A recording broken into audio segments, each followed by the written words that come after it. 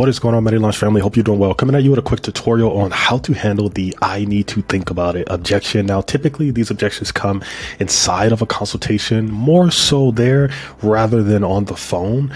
However, I have been consulting with a couple receptionists and appointment setters, and some people are starting to get this objection on the phone. So I want to show you guys how to handle it and the framework that we use to handle most objections. Now, just to give you guys a little clarity on the framework, there's 4 pillars to handling objections. The first pillar is diffusing language. The second pillar is asking the prospect a clarifying question. The third pillar is explaining away the concern once you've identified what the true concern is. And then the fourth pillar is going to be closing the loop with, some type of close the loop statement to make sure that after you diffuse, clarify, and explain away the concern, there's not an awkward pause that leads them to asking another objection. So for the I need to think about it objection, I'm going to go through this and tell you guys exactly how to handle this. And I've used this thousands of times. Okay. And the main thing with I need to think about it is you need to get to the root of the uncertainty. I need to think about it is not an objection. It's actually just an obstacle. And you need to figure out what is holding them back. All right. So here's how it sounds. The prospect says, I need to think about it. The diffusing language sounds like this. Hey, Janet, no worries. Most people do need to think about it. Right? And listen to the tonality there, right? Because this is important. This is one of my bonus tips a little later is listen to the tonality. So, hey, Janet, no worries. Most people do need to think about it. Second, I'm going to ask my clarifying question, right? And after that, I'm going to say something along the lines of, for you, what is the main criteria that you need to think about?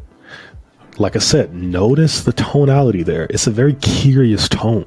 I care, I'm curious, and I'm leveraging a little bit of verbal pauses, right? I'm not saying it all in one sentence. I'm throwing some pauses in there that really emphasizes on that curious tone. Okay, another clarifying question to ask could be, is there something that makes you feel hesitant about all of this? Another variation of a clarifying question could be, what specifically is holding you back? Just for clarity on my end, I'm just looking to help.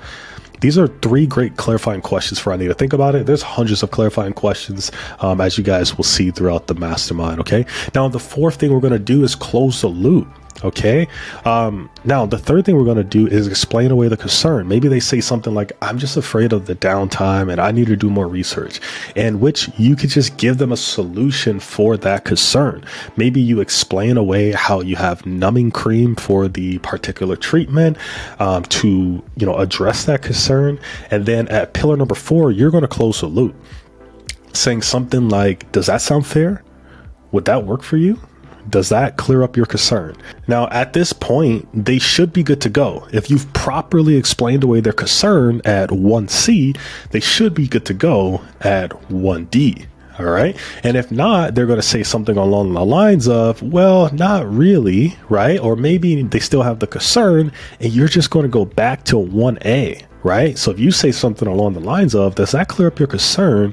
And they say, not really. You're like, fair enough. Is there something else that may be holding you back? Right. We're going back to diffusing language, back to clarifying question. We explain away that concern and we try to close the loop again. This is an infinite loop objection handling framework that will allow you to definitely overcome the objection. You really do want to leverage that curious tonality or that empathetic tonality. You want to leverage those verbal pauses to make sure they know that you're super curious about a true answer and you're not getting surface level answers.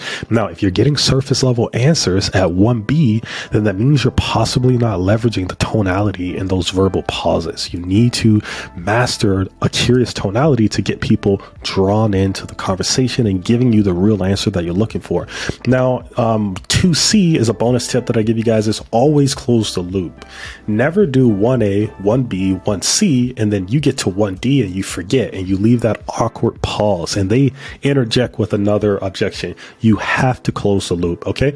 And at 2D, I just wanted to remind you guys that good closers ask their prospects hard questions, not because they're pushy, but because they care. Because if you know they have a problem and your solution solves the problem, you should ask hard questions to get them to overcome their own objections so that you can help this person. Let me know if you guys have any other questions or concerns around this. Go crush it.